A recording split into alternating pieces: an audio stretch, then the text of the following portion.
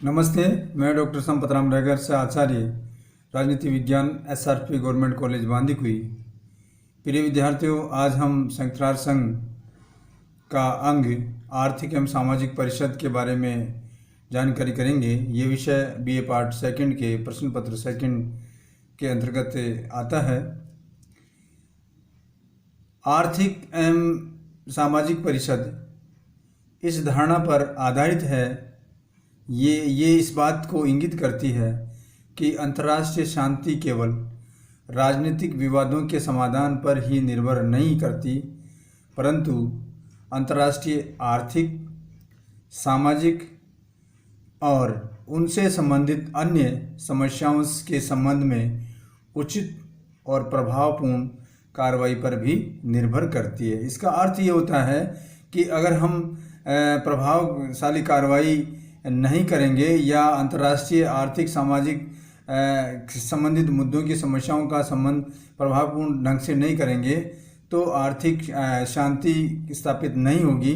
और शांति स्थापित करने के लिए, राजनीतिक विवादों को शांत करने के लिए आर्थिक और सामाजिक प्रभावशाली प्रयासों की भी महत्वपूर्ण आवश्यकता होगी। राजनीतिक अस्थिरता में अतिरिक्त सामाजिक स्थिरता, आर्थिक संतोष भी अंतर्राष्ट्रीय शांति और सुरक्षा की स्थापना के लिए ज़रूरी है। अब हम इसकी संरचना की बात करेंगे, इसके स्ट्रक्चर की बात करेंगे कि इसमें कितने सदस्य होते हैं, ये कैसे, इसमें कितने पार्टिसिपेट लोग देश भाग लेते हैं। तो अगर हम प्रारंभ में इसकी बात करें तो प्रारंभ में इसके राष्ट्रीय सदस्यों की संख्या 18 थी, पर बाद में 1966 में चार्टर में एक संशोधन किया गया और इसकी संख्या 18 से बढ़ा करके 27 कर दी गई। तत्पश्चात उसके बाद में अनुच्छेद 61 का एक बार पुनः संशोधन हुआ और 24 सितंबर 1973 को इसको लागू किया गया और इसके अनुसार अब आर्थिक तथा सामाजिक परिषद की संख्या 54 हो गई है, यानी 18 से बढ़कर के अब इसकी संख्या 54 हो गई है। यह एक स्थायी संस्था है, परंतु इसके 1/3 सदस्य, 1/3 सदस्य प्रतिवर्ष पदमुक्त होते रहते हैं, यानी वो अपनी सदस्यता खोते रहते हैं। तो इस प्रकार प्रत्येक सदस्य की अवधि 3 वर्ष की होती है, यानी इसमें जो नॉमिनेट होता है वो 3 वर्ष तक सदस्यता प्राप्त रहती है उसको।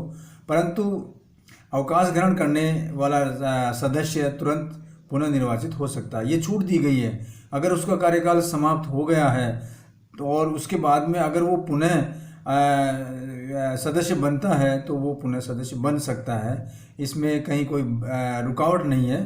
परिषद में प्रत्येक सदस्य राज्य का एक ही प्रतिनिधि होता है, यानी एक राज्य का एक प्रतिनिधि होगा।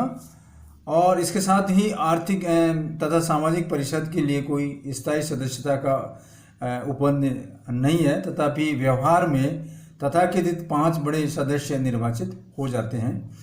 साधारणतः इसके निर्वाचित सदस्य ही इसकी बैठकों में भाग लेते हैं, पर यह संयुक्त राष्ट्र संघ के किसी भी सदस्य को बिना मतदान के किसी ऐसे विषय पर अपने विचार विमर्श में आमंत्रित कर सकता है, बुला सकता है जो उस सदस्य के लिए विशेष चिंता का विषय बन सकता है कि किस कारणों से उसे बुलाया गया। तो निश्चित रूप से एक चिंता होना स्वाभाविक भी हो जाता है।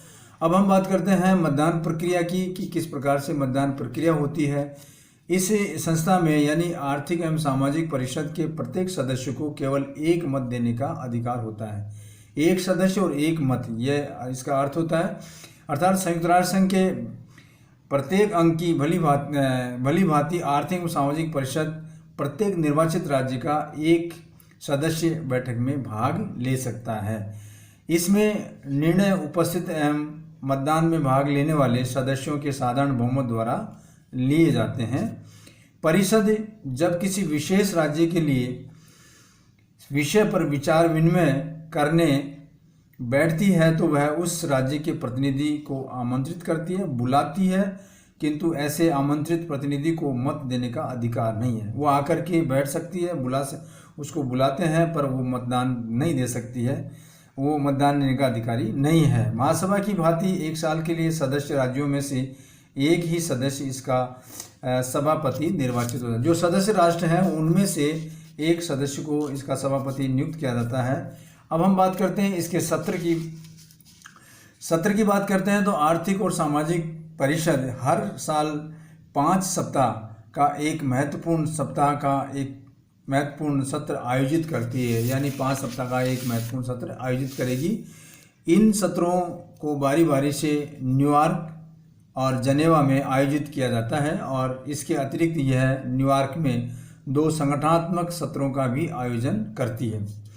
मुख्य सत्र के दौरान एक उच्च स्तरीय बैठक आयोजित की जाती है जिसमें मंत्रियों के साथ वरिष्ठ अधिकारी भी भाग लेते हैं। मंत्री तो लेते हैं परंतु उनके साथ में वरिष्ठ अधिकारी भी इसमें बैठक में भाग लेते हैं।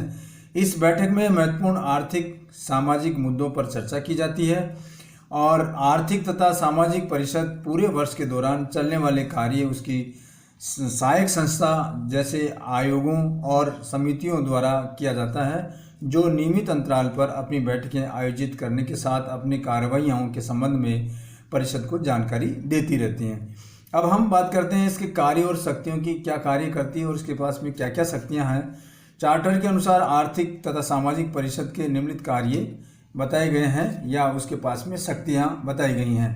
पहली जो कार्य है वह यह है, पहली जो कार्य के बारे में बात करेंगे वो यह है कि अंतर्राष्ट्रीय आर्थिक, सामाजिक और सांस्कृतिक, शैक्षिक, स्वास्थ्य तथा संबंधित मामलों पर अध्ययन कर सकती है तथा और इस विषय में महासभा संयुक्त राष्ट्र संघ के सदस्यों तथा विशिष्ट अभिकरणों को रिपोर्ट दे सकती है। पहला जो कार्य है। दूसरा कार्य यह सबके मानवीय अधिकारों पर मौलिक स्वतंत्रता के आदर तथा लागू करने के लिए संतुष्टि दे सकती है। तीसरा जो कार्य है वो यह है कि यह अपनी क्षमता के अंतर्गत आने वाले विषयों से संबंधित अभिसमों के आलेख महासभा को प्रेषित कर सकती है तथा अगला कार्य संयुक्त राष्ट्र द्वारा निर्धारित नियमों के अनुसार अपनी क्षमता के अंतर्गत आने वाले विषयों से संबंधित मामलों का सम्मेलन वो बुला सकती है कि किस किस विषय से संबंधित हैं उनका सम्मेलन बुलाना आवश्यक है तो वो बुला सकती है। सुरक्षा परिषद की प्रार्थना पर यह सुरक्षा परिषद को सूचनाएं प्रेषित कर सकती है तथा सहायता कर सकती है। अगला कार्य है आर्थिक तथा सामाजिक परिषद महासभा की संतुष्टियों के पालन हेतु वह सब कार्य संपादित कर सकती है जो इसकी क्षमता के अंतर्गत आते हैं। अगला कार्य है महासभा के अनुमोदन से आर्थिक तथा सामाजिक परिषद के सदस्य तथा विशिष्ट एजेंसियों की प्रार्थना पर सेवाएं अर्पित कर सकती है। इसके साथ ही इन कार्यों के अतिरिक्त यह चार्टर के अंतर्गत निर्दिष्ट तथा महासभा द्वारा बनाए गए सभी कार्यों को संपादित करेगी। इसके अलावा संयुक्त राष्ट्र संघ के अन्य अंगों को सहायता देती रहेगी या सहायता करेगी। अनुच्छेद 65 के अंतर्गत यह महासभा की सिफारिशों को क्रियान्वयन के संबंध में ऐसे कार्य कर सकती है जो उसके अधिकारिता में आते हों और उन पर दूसरे कार्यों को कर सकती है जो संयुक्त राष्ट्र संघ के चार्टर के अन्यंत्र दिए गए अथवा महासभा द्वारा सौंपे गए कार्य हों। आर्थिक तथा सामाजिक परिषद के प्रमुख कार्यों में से एक विभिन्न विशिष्ट तथा अभिकरण की गतिविधियों में समन्वय करना भी है, तालमेल बैठाना है। विशिष्ट अभिकरणों और गतिविधियों में तालमेल बैठाने का काम भी आर्थिक एवं सामाजिक परिषद का है। वस्तुतः इसका मुख्य कार्य ये भी होता है कि ये गरीबों, घायलों तथा अशिक्षितों की सहायता करके आर्थिक तथा सामाजिक परिषद विश्व शांति की स्थापना में सहायता करती है। यह सभी प्रकार के लोगों के जीवन में सुधार करने का प्रयत्न करती है, लोगों का जीवन सुधरे उसका ये लगातार प्रयत्न करती रहती है। आर्थिक तथा सामाजिक परिषद के कार्यों का अगर हम मूल्यांकन करें क्या ये कार्य करती है, इसका मूल्यांकन हम इस प्रकार से कर सकते हैं कि आर्थिक और सामाजिक परिषद के अनेक क्षेत्रों में सराहनीय कार्य किया है, उल्लेखनीय कार्य किया गया है।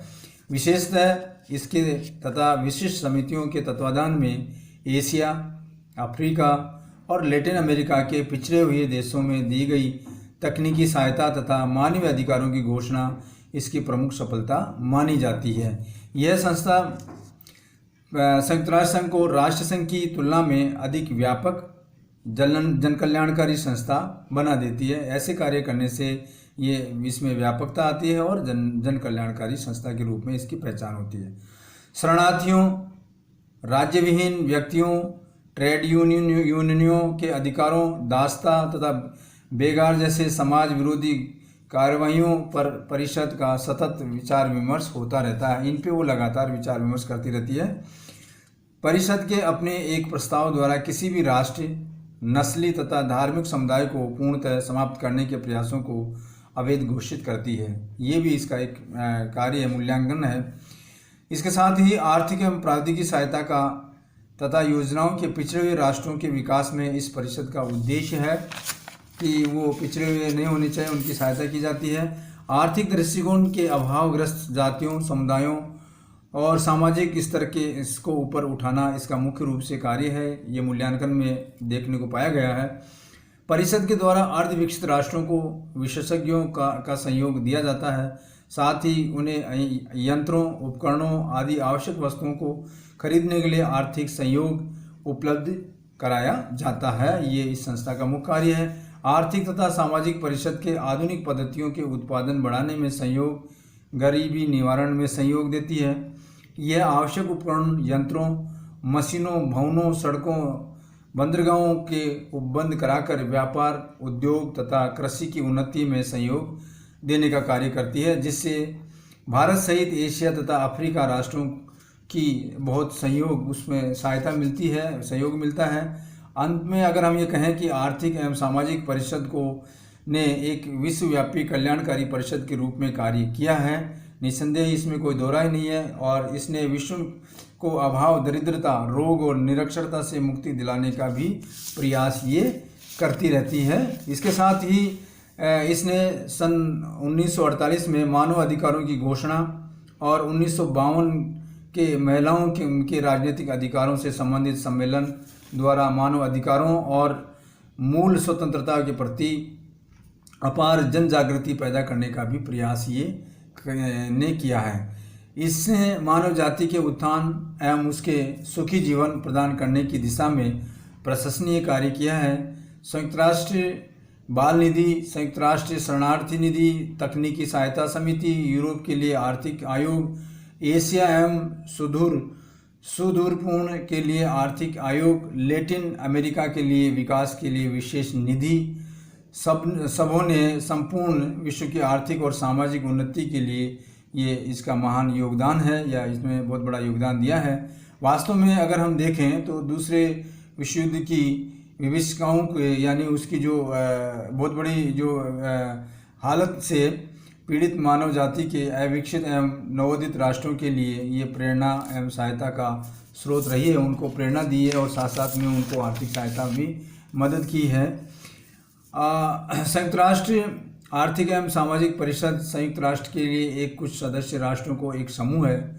संक्षेप में अगर इसकी और बात करें, जो सामान्य सभा को अंतर्राष्ट्रीय आर्थिक एवं सामाजिक सहयोग तथा विकास के कार्यों में सहायता करता है। यह परिषद सामाजिक समस्याओं के माध्यम से अंतर्राष्ट्रीय शांति को प्रभावी बनाने का ये प्रयास करती रहती है। अध्यक्ष की बात करें तो इसको अंग्रेजी में शॉर्ट में हम इकोसोक कह सकते हैं। उसका अध्यक्ष 1 वर्ष की अवधि के लिए चुना जाता है और इस संस्था की स्थापना 1945 में हुई है।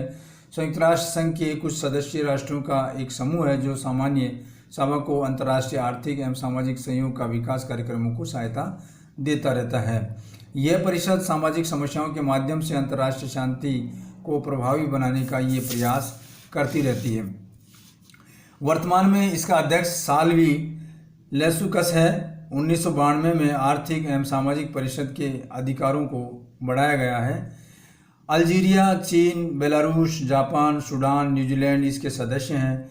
यहाँ के निर्णय उपस्थित एवं मतदान में भाग लेने वाले सदस्यों के साधारण बहुमत द्वारा लिया जाता है।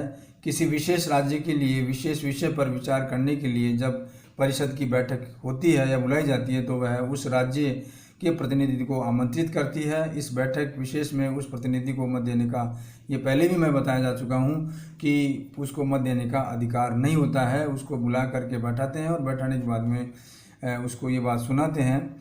अगर हम उसकी और बात करें, परिषद हर वर्ष जुलाई में 4 सप्ताह के लिए इसकी बैठक बुलाई जाती है। और 1998 के बाद में ये अप्रैल में विश्व बैंक और अंतर्राष्ट्रीय आर्थिक निधि के वित्तीय मंत्रियों के साथ एक और सम्मेलन होता है, यानी उनको बुलाया जाता है और सम्मेलन करवाया जाता है। आर्थिक एवं सामाजिक परिषद विश्व की जनसंख्या के जीवन में सुधार हेतु गरीबों, घायलों तथा अशिक्षितों की सहायता करके अंतर्राष्ट्रीय बहाली के प्रयास ये करती रहती है। यह अंतर्राष्ट्रीय मामलों में आर्थिक, सामाजिक और सांस्कृतिक तथा शैक्षिक, स्वास्थ्य आदि मामलों का ये अध्ययन करती रहती है। धन्यवाद।